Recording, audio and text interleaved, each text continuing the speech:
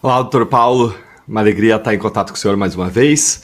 Primeiro, gostaria de reconhecer esse importante trabalho que o senhor está fazendo no caso Talhaferro para defender alguém que é um whistleblower, que é um reportante de crimes e que é defendido pela lei, é defendido pela sociedade, é defendido por convenções internacionais. E aqui no Brasil está sendo alvo de perseguição da mesma forma como parlamentares de direita, como os manifestantes de direita, como os políticos da trama golpista e tantos outros. Então, primeiro, reconhecer esse seu trabalho em prol da verdade e da justiça. E eu tenho uma pergunta para o senhor que é: o senhor chegou a avaliar fazer uma representação perante a Comissão de Direitos Humanos dentro do sistema interamericano de direitos humanos ali, que atua junto à Corte Interamericana de Direitos Humanos? Por que eu pergunto isso? Porque já existem algumas representações, algumas iniciativas junto à comissão por parte de brasileiros que apontam violações sistemáticas de direitos humanos no Brasil. E esse caso, para mim, é um caso muito flagrante, porque ele não mostra apenas violações contra a pessoa de um réu, mas mostra a violação de um poderoso que está atuando como vítima e julgador de um caso contra um whistleblower que é protegido pelo sistema internacional de direitos humanos. Já tem, inclusive, precedentes que enquadraram a proteção do reportante, a proteção do whistleblower, como a gente chama, como uma proteção da própria liberdade de expressão, que é um dos temas fundamentais protegidos nesse sistema. O senhor já avaliou isso? Considerou? Já fez? O senhor nos dá um panorama sobre qual a sua expectativa em relação à atuação desse sistema internacional em proteção ao talhaferro e para punir essa violação praticada pelo Estado brasileiro pelas mãos do ministro Alexandre de Moraes? Boa tarde, Deltan. É uma honra estar contigo aí novamente. Obrigado pelo reconhecimento. Também reconheço o seu trabalho pelo Brasil também. Eu quero dizer o seguinte, que esta semana nós já vamos levar para a Comissão Interamericana de Direitos Humanos uma medida cautelar pedindo proteção, pedindo providências contra o Estado brasileiro em face das arbitrariedades cometidas justamente por ele ser o reportante, justamente por essas menções que você fez do direito internacional, dos pactos internacionais. E não apenas a Comissão Interamericana de Direitos Humanos, mas também a Comissão Europeia de Direitos Humanos, porque o Talhaferro ele é cidadão italiano. Então nós vamos levar esses fatos ainda esta semana. E mais, Deltan, adianto para você que vamos também fazer representações criminais contra o Alexandre de Moraes em face da conduta ao Eduardo Talhaferro, que é a perseguição e a tortura, e especificamente com relação ao próprio Moraes ao PGR, vamos fazer a representação também pelos crimes que eles estão cometendo, principalmente a omissão, e aí a gente sabe que a omissão também é crime, da apuração disso que foi denunciado, dos crimes de ação penal pública. O Ministério Público, e você que já foi membro do Ministério, sabe muito bem que o artigo 27, quando você leva conhecimento de autoridade, e ela tem conhecimento da materialidade, dos fatos, das datas e tudo, dos documentos, ele tem obrigação, por ser o fiscal da lei, de acordo com o artigo 129 da Constituição, tem obrigação de apurar em ação penal pública. O que está acontecendo? Em vez de apurar isso, ele partiu para cima do denunciante, do reportante. Então nós vamos representar formalmente. O que nós estamos fazendo? Uma fase de formalização de toda essa aberração que nós estamos vivendo. Isso, sim, quando nós terminarmos essas representações aqui, vamos levar isso já traduzido para o italiano, principalmente para a corte italiana, que vai julgar no dia 17, eu espero estar presente lá na corte da Itália para poder acompanhar o julgamento e também fazer parte lá junto com os advogados italianos da defesa do Talhaferro, para que ele não seja jogado na cova dos leões, que se ele vier para o Brasil, ele vai correr risco de morte, com certeza. Isso é inequívoco, isso está na cara, está escancarado. Então, Deltan, esta semana será extremamente essencial. Hoje já impetramos um habeas corpus, ontem arguímos a suspeição, tudo isso porque não havia sido ainda formalizado o óbvio. Esse HC que foi impetrado, o prevento é o André Mendonça, que vai analisar sob a ótica da proteção à liberdade de vir dele, do Talhaferro, por conta de que a excludente o próprio Código Penal, no artigo 23, ele exclui quando você está exercendo um direito legal Você está exercendo um direito legal previsto em lei, ou seja, de denunciar crimes. Está lá, então isso não é crime. Está lá escrito no artigo 23 do Código Penal. Não é crime se você está exercendo legalmente um direito de reportar crimes. Isso é inacreditável. O próprio artigo 154, que fala sobre sigilo profissional, fala da questão da justa causa para que seja revelado crimes. O 359K, parágrafo 4º do Código Penal, diz que se você entregar informações de crimes para autoridade estrangeira, não é crime que você está cometendo. Por que você denunciar isso dentro do Brasil é crime e para fora o Código Penal diz que não é crime? Dá uma leitura no artigo 359K, parágrafo 4º, que você vai entender que se você entregar crimes para os Estados Unidos, por exemplo, não é e nunca será uma conduta criminosa, uma ilicitude, ou um dolo de cometer um crime. É um dever como cidadão. Como você fugir de uma ordem ilegal é um dever, que é o exercício da cidadania. Então é isso que a gente está procurando levar o óbvio, Deltan, tanto para a Comissão Interamericana, quanto para a Comissão Europeia, para a Corte Italiana e também para o Senado Federal com pedido de impeachment, porque ele julgou suspeito na causa. Até uma criança de 5 anos de idade sabe que o Alexandre de Moraes é suspeito para julgar o Talhaferro. E aí ele profere um julgamento, aceitando a denúncia, e no artigo 39, item 2 da Lei 1079 está escrito: ele comete crime de responsabilidade se ele julgar sendo suspeito por lei. E é isso que a defesa tem feito e vai fazer de agora em diante, Deltan. Na verdade, é a mesma, o objetivo final é o mesmo: submeter o presidente a um terror psicológico com risco de morte. O que hoje está sendo feito com o presidente Jair Bolsonaro é terrorismo psicológico. Vejam comigo, por exemplo, a matéria do Metrópolis do Igor Gadelha, que saiu. Moraes pretende mandar Bolsonaro para cumprir pena na Papudinha. De acordo com o Metrópolis, pessoas próximas ao pseudo-juiz Alexandre de Moraes, seja quem forem essas pessoas, porque estão próximas do Alexandre de Moraes, mas disseram que a ideia agora não é mais mandar o presidente para Papuda, é mandar o presidente Bolsonaro para o 19º Batalhão da Polícia Militar do Distrito Federal, que é conhecido como a Papudinha. E esse assunto, por si só, já seria um absurdo, querer mandar o presidente Bolsonaro para o regime fechado, um regime que teve, um sujeito que teve, eu não sei, um sem número de internações. Vocês aqui talvez saibam qual é a conta, quantas vezes o presidente Bolsonaro esteve hospitalizado desde que tomou aquelas facadas. Eu vejo que até aqui nos Estados Unidos, inclusive durante o próprio 8 de janeiro, o presidente estava internado no hospital. Então, assim, múltiplas internações. Múltiplas. Desde a tentativa de assassinato que ele sofreu por um militante da esquerda. E por conta dessa tentativa de assassinato, o presidente também tem uma alimentação especial, não é uma alimentação qualquer, que necessita cuidados específicos, tratamentos específicos, para um homem que hoje está com mais de 70 anos. Eu digo a vocês que eu já jantei, almocei algumas vezes com o presidente Bolsonaro, e ele não consegue comer a comida que a gente come. Não consegue, ele tem muita dificuldade, vários alimentos são muito difíceis para ele. Isso se agravou nos últimos tempos com um quadro grave de esofagite que ele passou a ter, que o levou a ter soluços compulsivos, crise de soluços compulsivos. Então você pega um sujeito desse e quer mandar para um sistema prisional que não está pronto para recebê-lo, independente de ser ex-presidente ou não, é completamente absurdo. E ainda você leva em consideração, é mais absurdo ainda, porque o artigo 73 do Estatuto dos Militares prevê que uma das prerrogativas dos militares é o cumprimento de pena de prisão somente em organização militar da respectiva força. Então, Jair Bolsonaro é um militar, é um oficial do Exército Brasileiro, capitão, portanto, teria que ser enviado para uma prisão militar. Aí vem o papo, não, mas o Exército não quer, o comandante Frajola não quer. Meu amigo, o Frajola... de novo a câmera 2 indo para o espaço. Um dia a gente vai resolver isso, Bruno.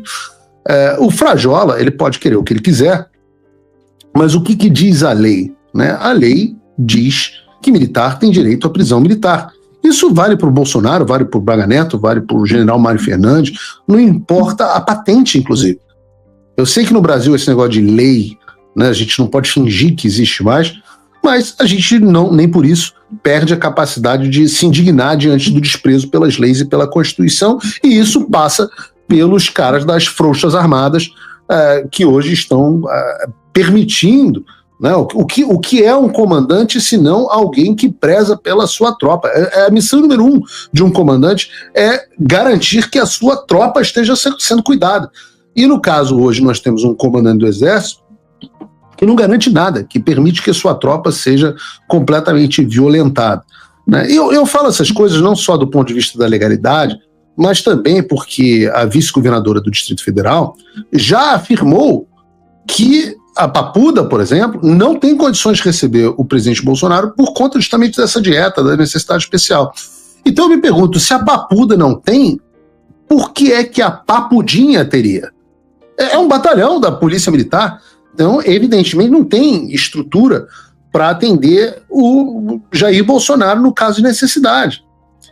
E eu tenho que fazer aqui uma comparação com o caso daquele que foi o outro preso, que foi Fernando Collor. Porque o caso do Collor é análogo ao do presidente Bolsonaro, porque o próprio Alexandre de Moraes mandou o ex-presidente Collor para uma prisão comum, lá em Maceió. Uma semana depois, o mesmo Alexandre, e eu acho que, se eu não me engano, não está no meu roteiro, mas se eu não me engano, se não me falha a memória, graças a uma decisão do Gilmar Mendes, uma coisa do tipo, mas o próprio Alexandre autorizou o Collor a ir à prisão domiciliar. Na decisão do Alexandre, eu me lembro que o Gilmar Mendes teve algum envolvimento com isso, não me lembro qual. Na decisão do Alexandre, ele diz o seguinte: embora o réu Fernando Afonso Collor de Mello tenha sido condenado a pena de total de 8 anos e 10 meses de reclusão e 90 dias de multa, em regime fechado, a sua grave situação de saúde, amplamente comprovada nos autos, sua idade, 75 anos, e a necessidade de tratamento específico, admitem a concessão de prisão domiciliar humanitária. Ora, se para o Alexandre a idade do Collor, mais ou menos a mesma do Bolsonaro, e a necessidade de tratamento específico seriam suficientes para justificar a prisão domiciliar, por que o Bolsonaro, que cumpre esses mesmos requisitos, teria que ir para Papudinha? Essa é a pergunta que eu faço. Na verdade, não é que cumpre nem os mesmos requisitos, porque vocês sabem qual era a condição de saúde do Collor que necessitava de tratamento? É basicamente a apneia do sono. A apneia do sono é um cara que ronca muito quando dorme, e se colocar lá um CPAP, uma máscarazinha lá, ele resolve o problema. Mas o Bolsonaro tem que ter uma condição muito mais grave, volto a dizer, porque um militante do PSOL tentou assassiná-lo. Esse o Alexandre quer mandar para uma prisão comum para Papudinha. E o pior, quando eu leio esse negócio de Papudinha, que é uma coisa meio que ridícula, então não vou botar na Papuda, vou botar só na Papudinha. É porque a ideia inicial era mandar o Bolsonaro para Papuda, veio essa ação do Distrito Federal, a coisa pegou muito mal, e aí a ideia virou botar na Papudinha. E ninguém sabe o que é a Papudinha, né? Mas a ideia de que o presidente Bolsonaro que para o presidente Bolsonaro a Papudinha seria algo bom é absolutamente mentirosa. Porque, na verdade, é a mesma, o objetivo final é o mesmo: submeter o presidente a um terror psicológico com risco de morte. Nós estamos falando, repito, de um batalhão da Polícia Militar recebendo alguém que precisa de cuidados médicos constantes e, por vezes, intensivos.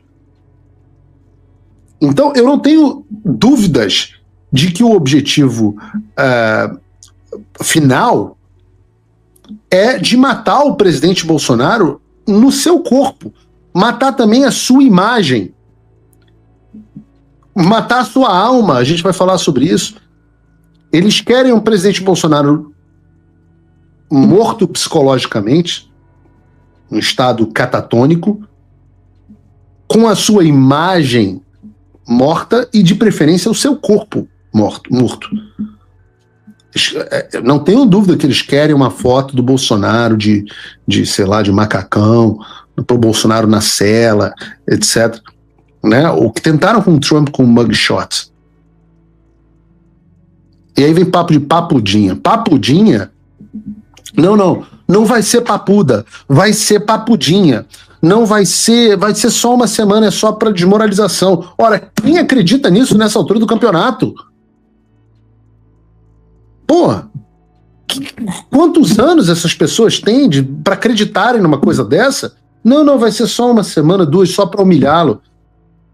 Não, é só a papudinha, não é a papuda. Pô, assim, alguém aqui ainda cai no papo do só a cabecinha, não? Bate boca e troca de farpas no nosso iluminado Tribunal Superior Eleitoral. Todo mundo se lembra que o Fux decidiu sair da primeira turma, que é conhecida agora como a Câmara de Gás, né, ou de Câmara de Execução, e foi para a segunda turma. Lá, o bom senso formou maioria. Lembrando os 5 membros da segunda turma: Dias Toffoli e Gilmar Mendes, membros da ditadura, pessoas que apoiam essa catástrofe que está acontecendo no Brasil, mas nós temos André Mendonça, Cássio Nunes e agora o Fux. Na segunda turma, o mal se tornou minoria, e isso fez com que o Dias Toffoli surtasse numa votação de um determinado processo, de um juiz que se sentiu ofendido por um procurador, e o juiz quer punir esse procurador porque ele se sentiu ofendido. E durante a votação, o André Mendonça escancara a hipocrisia do Dias Toffoli, que lá atrás votava de um jeito e agora vota exatamente o contrário. E uma situação vergonhosa, mas, sinceramente, dentre todas as vergonhas que a nossa Suprema Corte está causando no Brasil, talvez essa foi uma das menores. O interessante é que nessa segunda turma, o mal está se sentindo acuado. Posição de Vossa Excelência. Eu respeito, mas a sua Vossa Excelência está deturpando o meu voto com a devida vênia. Não estou. Não estou. A Vossa Excelência está deturpando o voto porque o voto é meu mesmo. O voto foi da turma lá. Eu fui o relator. Foi o relator. Eu estou lendo. Vossa Excelência está colocando palavras no meu voto que não existiram. Com a devida vênia, isso não é correto. Com efeito, é certo que para se dissentir da conclusão do STJ, estou lendo, no sentido do cumprimento dos requisitos previstos no CPC, bem como no interesse de intervenção do Ministério Público no processo, seria necessário o reexame do conjunto fático probatório dos autos, assim como da legislação infraconstitucional. É isso que eu estou lendo do voto. A questão retorna ao Supremo, digo eu agora, por meio dessa reclamação ajuizada pelo MP, onde se alega que o TRF-2 afrontou o acórdão do Supremo. Agora eu estou analisando e fazendo a minha interpretação da questão. Como bem disse o doutor Luiz Augusto... Vossa Excelência interpreta o meu voto, eu interpreto o seu. Pode interpretar. E já disse o que eu acho. Tá bom. Cara,